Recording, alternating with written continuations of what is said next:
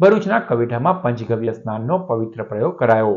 15 લોકોએ શરીર અને આત્માની શુદ્ધિનો અનુભવ કર્યો। સનાતન ધર્મમાં ગાયને માત્ર પશુ નહીં પરંતુ માતાનું સ્વરૂપ માનવામાં આવે છે।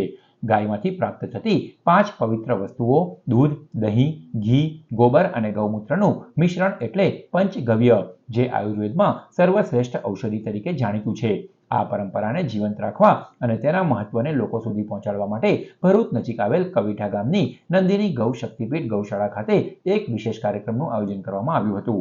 આ કાર્યક્રમમાં 15 લોકોએ ઉત્સાહપૂર્વક ભાગ લીધો, જેમાં એક વડીલ, 10 યુવાનો અને 4 બાળકોનો સમાવેશ થાય છે।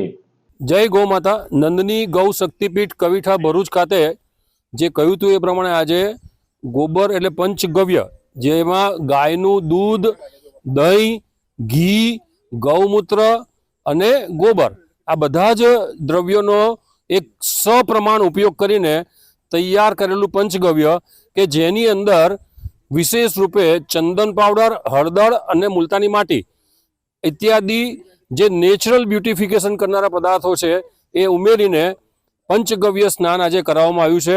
હું આજે અહીંયા આગળ પંચગવ્ય સ્નાન માટે આવ્યો છું।